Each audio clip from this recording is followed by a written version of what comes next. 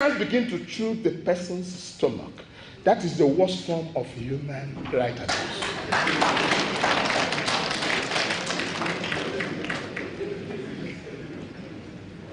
So nations that have not been able to provide for their citizens, especially as it relates to the stomach, is called a failed nation. But to define human rights simply means do unto others that which you think is good for you.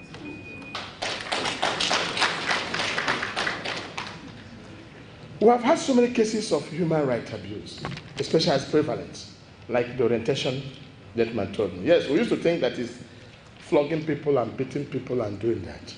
There cannot be a human rights abuse if you have a visionary leader of either that company or society. It is when people have failed in their vision that they begin to intimidate people and compelling them to do certain things for them. Example is African leaders, where people want to stay put in office for life. So human rights abuse is inevitable where business in a nation, society, or corporate organization. Let me ask a few questions. Then does it mean that leadership, does it connect power and authority? Because sometimes we mistake that leadership means ability to have power as a governor or have authority as a commander in of the armed forces and asking people move this way. That doesn't mean leadership. Does leadership mean victory at the poll? When you must have manipulated election and get victory and you say you're a leader? There's more to leadership than just power and authority. Leadership has to do with love and care for others other than yourself. So leaders must never be selfish. Anywhere you see a selfish leader, watch his style. All his actions is about me, my family, and I.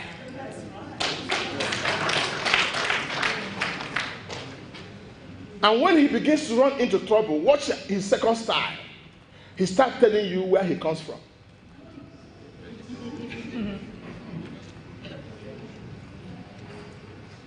That's division. That's what they call tribalism, sectionalism. Those are all ingredients of bad leadership.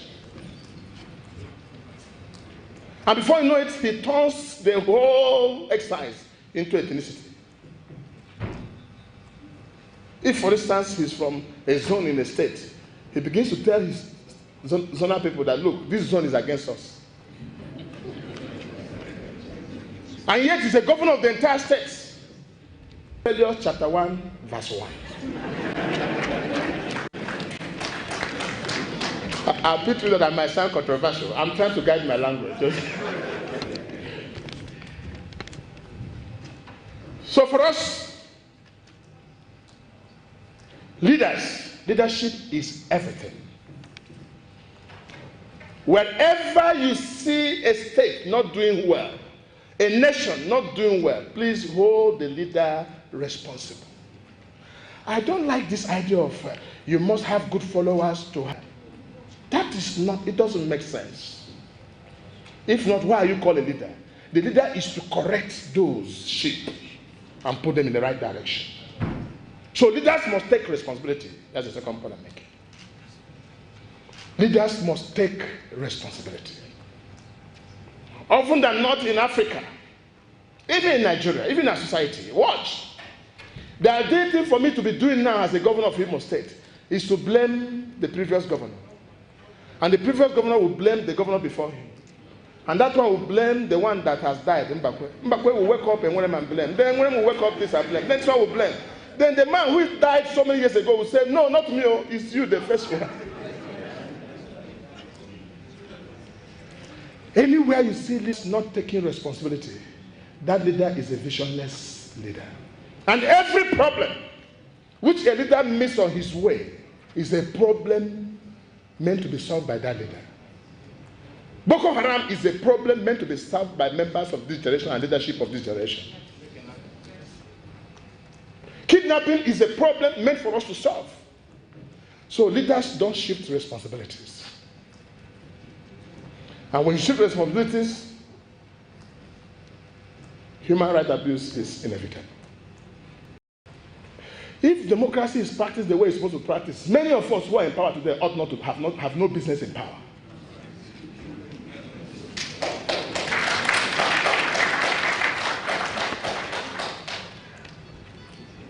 That's democracy for you. So democracy in Nigeria has now transformed into, is now in the hands of the political parties. And watch what is happening with political parties in Nigeria. And I'm sorry, my chairman, you're here. Do you know, if you ask me, do we have political parties in Nigeria, I'll tell you there's no political party in Nigeria. Because there's no political party in Nigeria that is based on vision and program. In fact, anytime we have to bring our manifesto, we'll go and copy from the ones that have taken place before. Everybody copy and paste, copy and paste. There's no vision.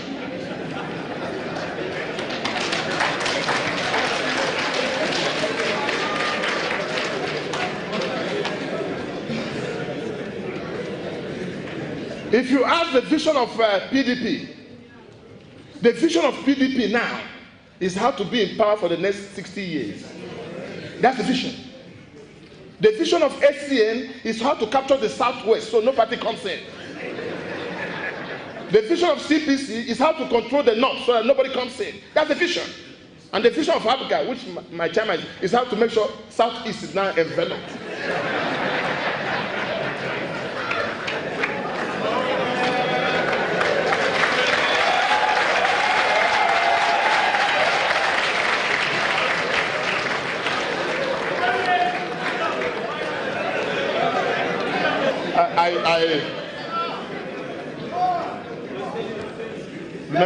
Remember I pleaded with you when I started. Now, there's no single political party in Nigeria that has a vision for agriculture. Yet, they have the best structure from world chairman, 20 people executive in the world, 30 in the state, and in all the local governments. So the whole total party structure we have is more than 5 million people active who are doing nothing. All they do is to think about the way to manipulate for next election. It's gotten so bad. Only last week, because of this my local government controversy, somebody came to me and said, Your Excellency, you know I've known you for too long. Please, I beg you, appoint me a TC chairman. Because you know for the past 5 years, I'm not doing anything. So the only thing to do now is to be a TC. That is also, he has informed me that I want to be a thief. What he's telling me that, Your Excellency, appoint me, I want to go and steal. Since you have nothing doing, the only thing you can do is become TC. It's a serious matter. That's why I said to any politician that does not have a second office is likely to steal.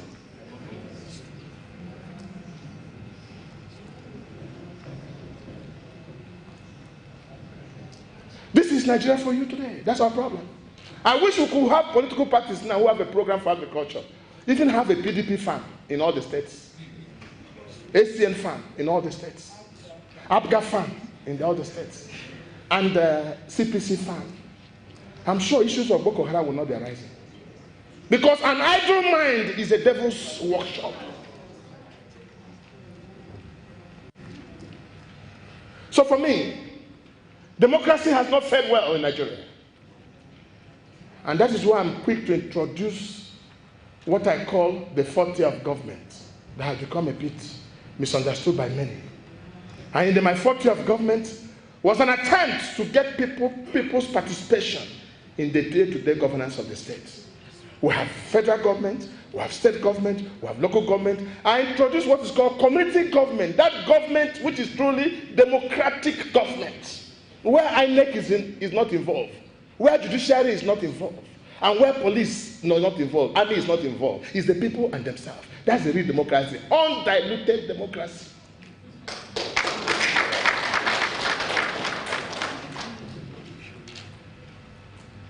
And my idea was because I realized in Imo State that virtually everything we eat in my state comes from another part of the country.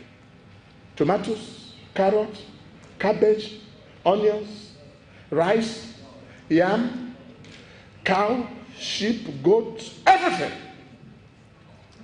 So I introduced to them, I said there's need to have a reversal theory of power, which I call devolution of power in the democratic setup. And I call it fourth tier. And listen to me, I decided to introduce Igbo language into the fourth tier so it can sink in properly. So I developed the doctrine of Ohashiarism and Ofushiarism. Ohashiarism in Igbo land is simply when the masses come together and prepare food for one man or one state, no matter how big that man is or how big the state, they can't finish the food. Masses now, the people. Officialism is the doctrine of over-centralization of power, which is what we practice today. No matter how rich a man is, and he's the only one preparing food for the entire masses, no matter how big he is or how wealthy he is, he will be a poor man. So that's my fourth tier of government, is to reawaken the comatose resources of our land, that we can go back to agriculture.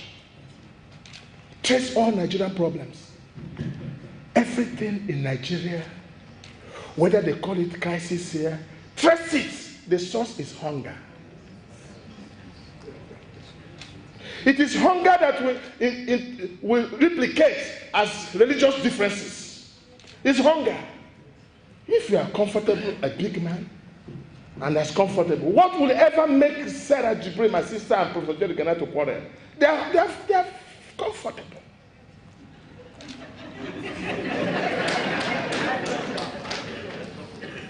So our leaders must address the issue of poverty, because poverty and human rights abuse are brothers and sisters. Just like effective leadership and good governance is husband and wife. And if you look at human rights abuse, it's prevalent more in poor nations. How many human rights abuse cases do you have? Unless the psychedelic ones. That is somebody that is over. In fact, what you have out there is what is called leaders' right abuse. In poor nations, we are suffering from human rights abuse. In developed countries, we suffer from what is called leaders' right abuse. Look at somebody in America who went and took a gun for nothing and started shooting people in the cinema hall. What do you call that? It's overcomfort.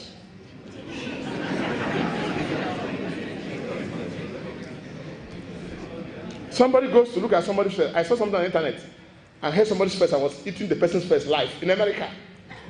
That is, the person have chopped too much, nothing against to chop.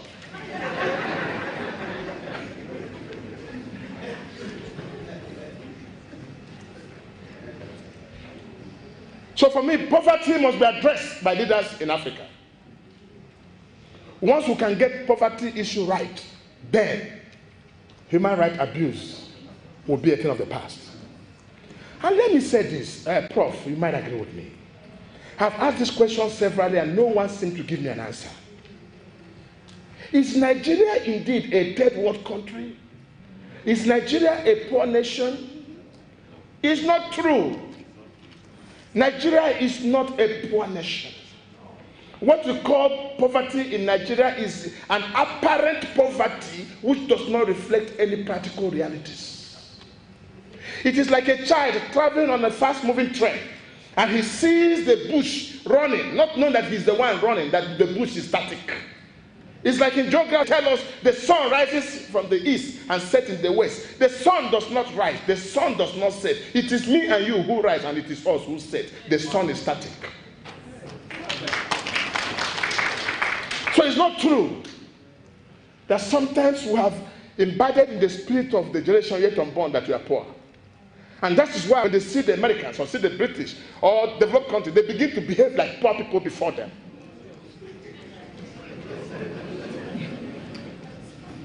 We have to remove from our medulla oblongata the issue that we are poor. We're not poor.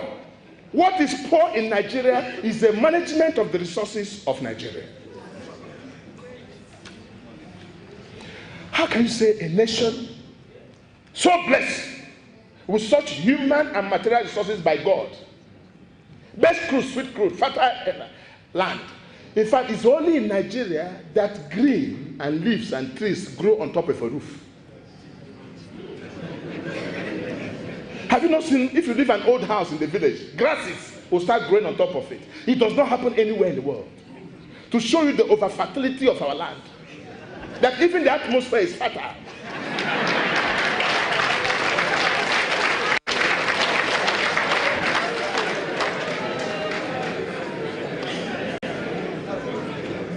You go to Japan.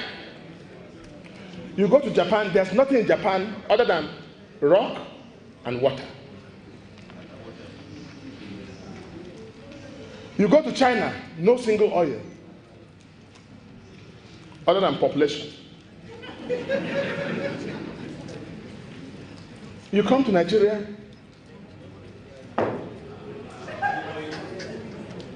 I think the only thing that God has not done for us is to put the gold on the surface.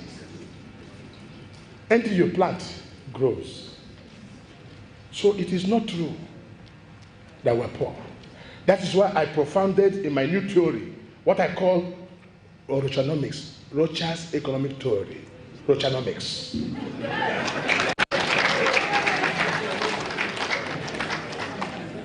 And to be able to change our psyche before we destroy the psyche of generation of Nigerians yet unborn, our leaders must begin to adopt 4 basic principles. 1, the sacrifice. If a leader is not willing to make sacrifice, he cannot lead the people well. Never you follow any leader who cannot die for the sake of his people. Means that those comforts that will make you have the best of life, if you cannot deny it so that the ordinary poor people can go to school, then that is not leadership. Do you know what I've realized as a governor? Is the amount of money you give to one politician. If you give to any politician in Nigeria 50 million naira, or 100 million, or 20 million, the moment you bring that money and give him, he say, hello, how are you? Thank you. Finish. And the same money can take care of 10 local governments and poor women will start doing something. The worst thing I don't like in Nigeria is that the politicians, not even corruption as you said, the worst corruption is not the one that you eat percentage of the profit. It's the one that you eat the capital.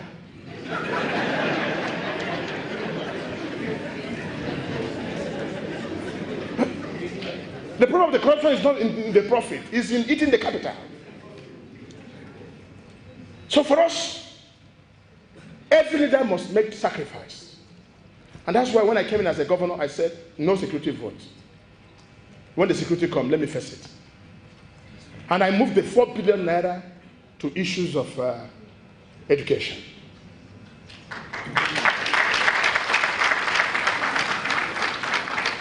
Because there can never be you can't stop human rights abuse until every child has access to education.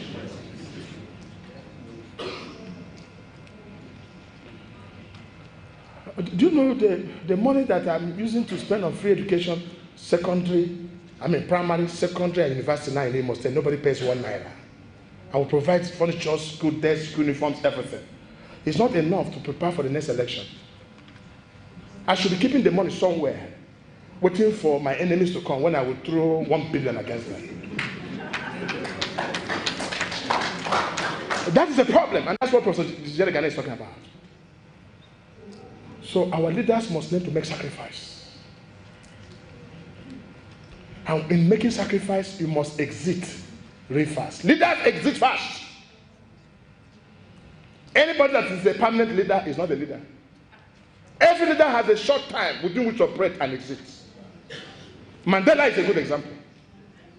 Today, Mandela is sung as one of the best world leaders because he knew when to leave when the vision is at its highest. Leaders must learn to quit at the proper time.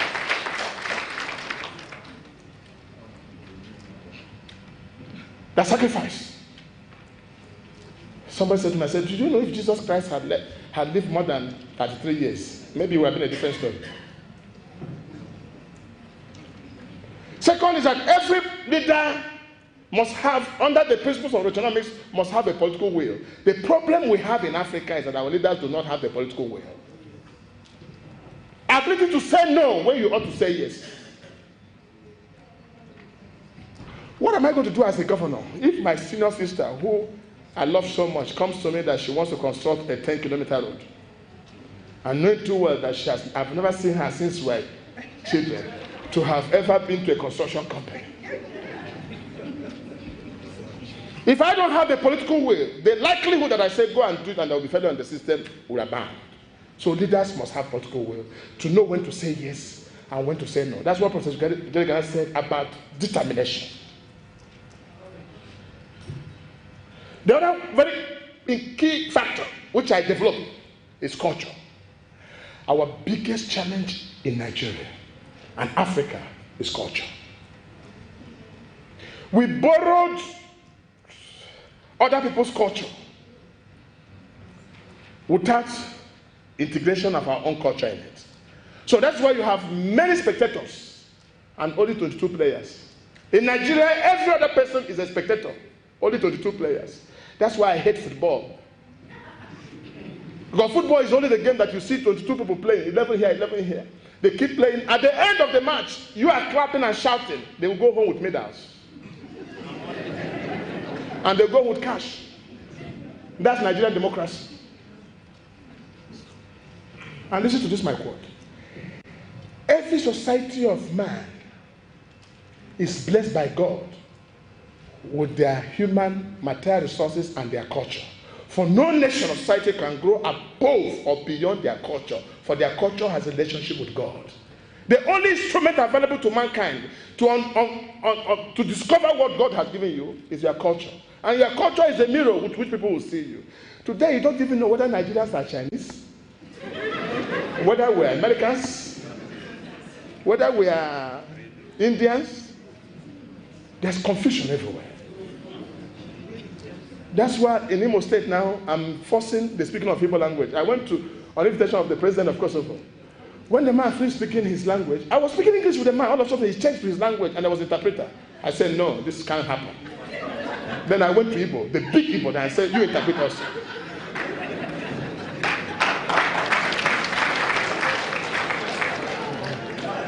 We must, as a nation, begin to address the issue of our culture. If we apply culture in the north now, Boko Haram will be at the end of the past. Kidnapping will stop. This crisis will stop. We are using an English method to fight a traditional problem. That's the issue of culture. Where is culture in our economy? Where is culture in our agriculture? Today, agriculture is not a go area. We pay lip service. And that's what has so much annoyed some of us. That everything in Nigeria now is politicized. Education is politicized. Water is politicized. Even corruption is politicized. Everything in Nigeria is politicized. So culture has a very key value. The fourth point is what I call decentralization of power. You know, when Christ decided to have 12 disciples, I never knew the meaning. No leader can walk without disciples. Today we're talking about police and central police. There's no state in Nigeria that is not as good as a nation, population-wise. Kosovo is 2 million people. Most countries in Europe is 2 million, 1.7 million, 2.5 million, 3 million people. There are some nations that are 370,000. So assuming Imo State is a country, does it mean that Imo State cannot have its own police? That's why we have power failure. Because there's over-centralization of power in the hands of one institution. There's need for leaders to systematically devolve power so that the power can go down to the owners of power, which is the people.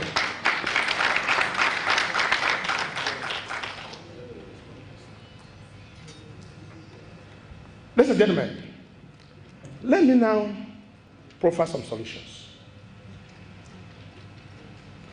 There's need, absolute need, for us to develop a new spirit. Because our culture is gone. About developing that high, healthy, and generous spirit, which prizes honor and more than life. Today, in Nigeria, we try and encourage evil. We celebrate evil. In fact, if you commit an offense in Nigeria and steal 100,000 naira, the likelihood that you go to 24 years imprisonment is high than when you have taken 10 billion naira.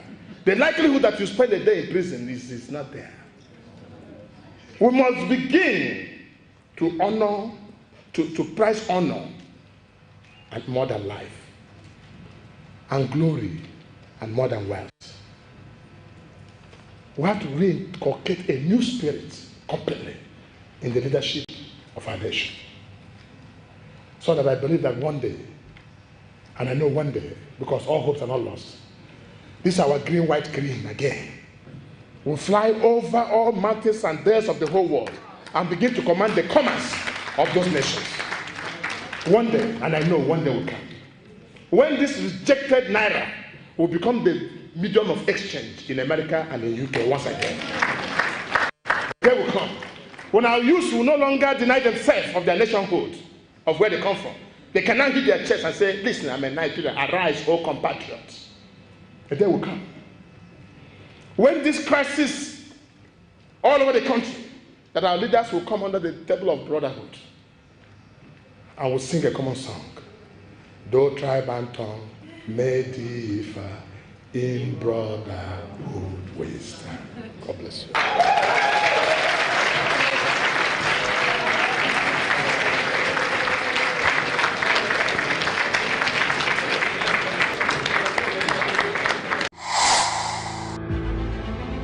I would like to be identified as a Nigerian because I love the country. This country is so much blessed.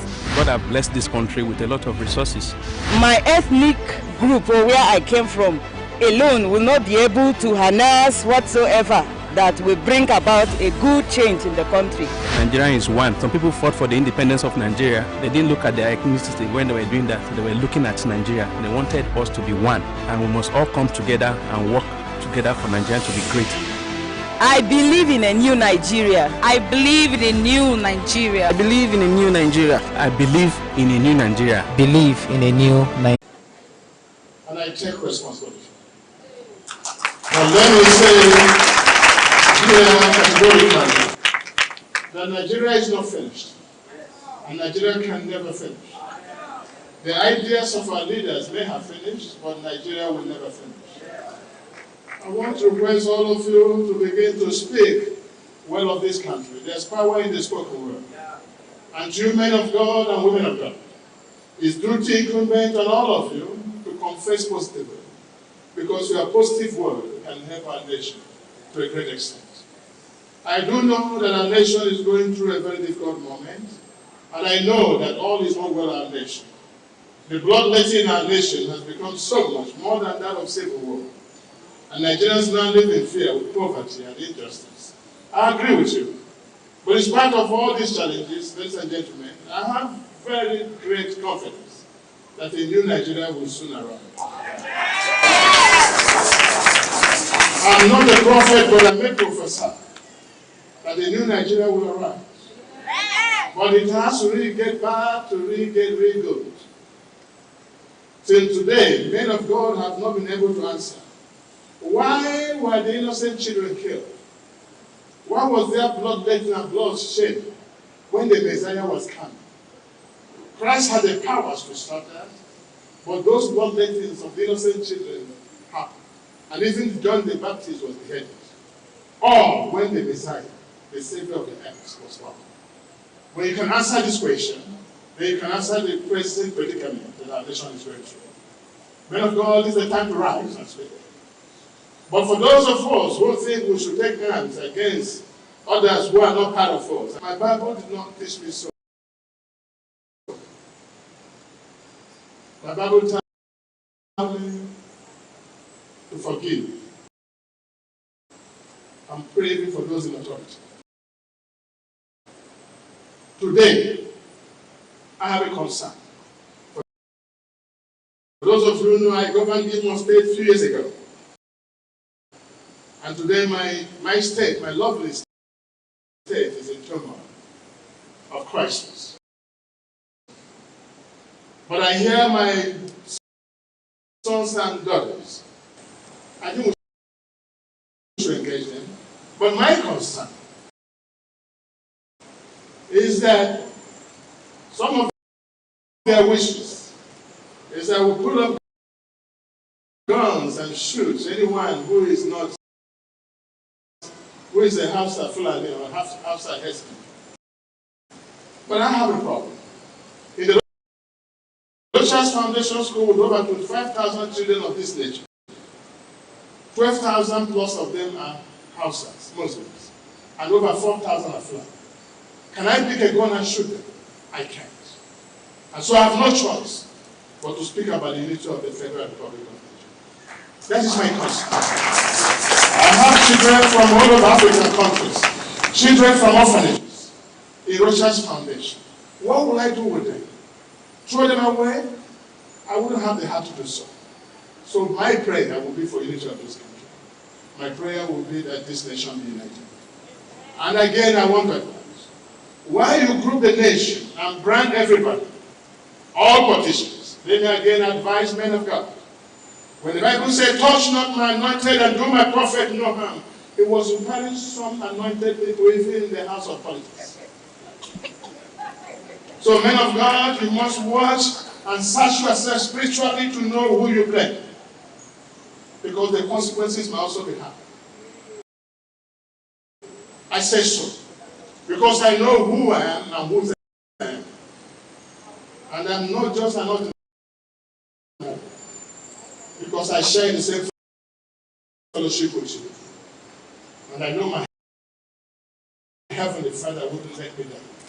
And I advise men, abuse me not, and insult me, and fight me not, because the consequences you may not be there. Things who have done that in the past.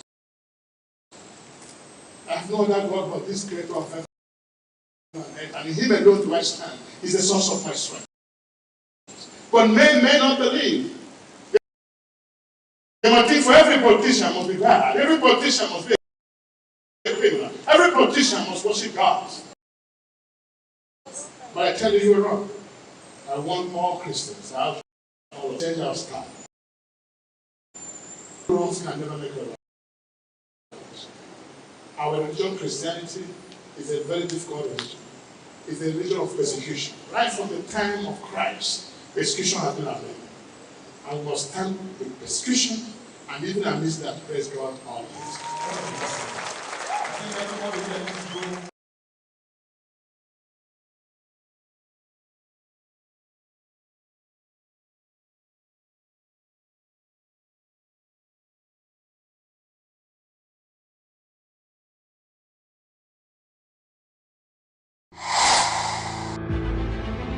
I would like to be identified as a Nigerian because I love the country. This country is so much blessed. God has blessed this country with a lot of resources. My ethnic group, or where I came from, alone will not be able to harness whatsoever that will bring about a good change in the country. Nigeria is one. Some people fought for the independence of Nigeria. They didn't look at their ethnicity when they were doing that. They were looking at Nigeria. They wanted us to be one. And we must all come together and work together for Nigeria to be great. I believe in a new Nigeria. I believe in a new Nigeria. I believe in a new Nigeria. I believe in a new Nigeria. Believe in a new Nigeria.